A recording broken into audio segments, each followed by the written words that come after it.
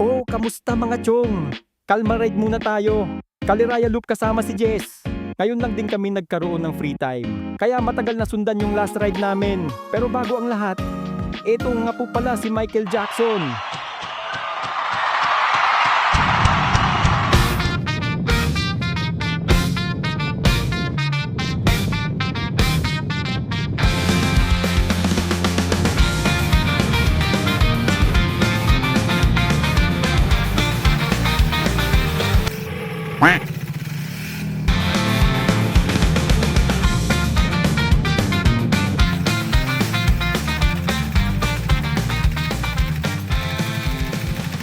Nagkita kami ng maaga sa Calamba, mga bandang alas 6 ng umaga at dumiretso na nga kami sa biyahe. Gamit ko nga palang ngayon si Paxiw, ang Honda Wave kong kulay orange. At syempre, gamit naman ni Jess yung kanyang Triumph Speed 400. Malayo sa specs at speed, kaya syempre, siya dapat mag-adjust. At ito nga, dumiretso na kami sa biyahe at nandito na kami sa Bay Laguna, isa sa paborito naming kalsada dito sa South.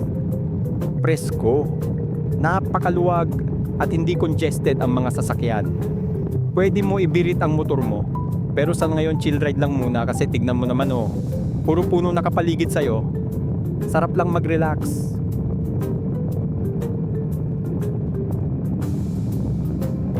Hindi namin first time pumunta dito pero ito ang first time namin gamit ang motor.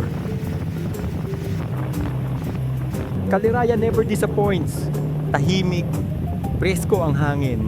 Parang naka-ASMR in real life. Si Jess, tahimik lang din. Baka gutom na rin to. O baka gusto na bumakbak. Ang dami rin kasing twisties dito. Tapos ang ganda pa ng kalsada. Samahan mo pa ng magandang view ng Laguna Lake at Caliraya Lake. Sarap imuni-muni ang buhay habang naka second or third year lang.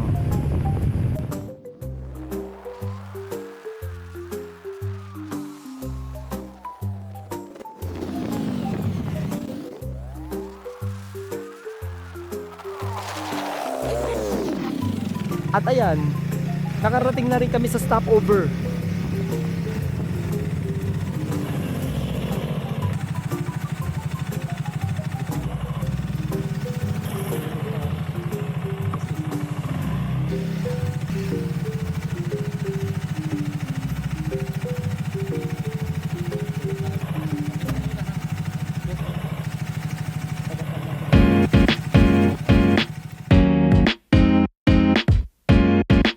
Siyempre, ride is not complete without kain. Dito kami kumain sa Yamshi Grill and Restaurant. Abay talaga namang breathtaking ang view, hindi ng Caliraya Lake, pero ng Laguna Lake.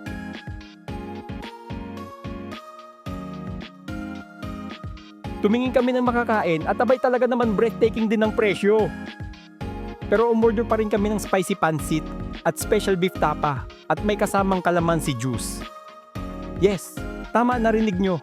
Calamansi juice, hindi kape. At ayun, abay talaga naman breathtaking din naman ang lasa ng pagkain. Na-realize namin na sulit talaga ang stopover namin dito sa Yamshi. May magandang view at may masasarap na pagkain. Masasabi kong sulit ang ginastos namin dito. No regrets? Solid. Tama ko. Lagi ko sasabi nyo, pre, may jogging ako mamaya, di ba? Alam mo yun, yung nasanay ka na kasi, na ganitong oras eh.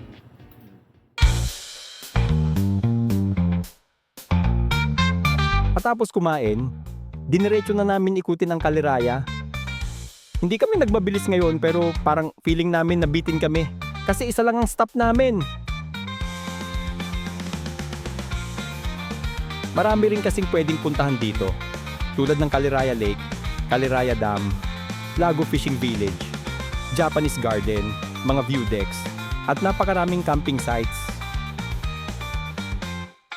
Kaya kung gusto nyo ng ride na hindi puro bilis, Caliraya is the spot. Presko, chill, at sulit kahit solo ka lang. Hindi na rin kasi namin napuntahan dahil kasagsagan ng summer ngayon kaya sobrang init. Kakaibang init talaga kaya nagpasya muna kami na tapusin ng loop at umuwi na.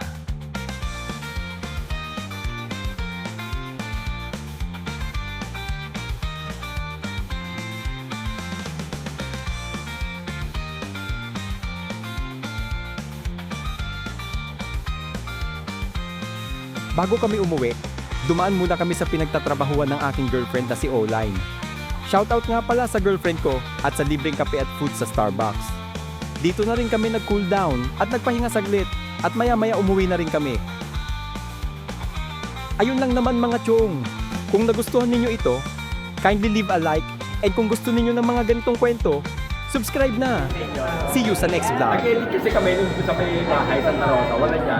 Ang naipin, yung kapitbahay namin, yung katabing bahay, ang nilagyan namin yung bahay ni Helmet, yung si Helmet, yung pangalan ng pusa namin, yung bahay.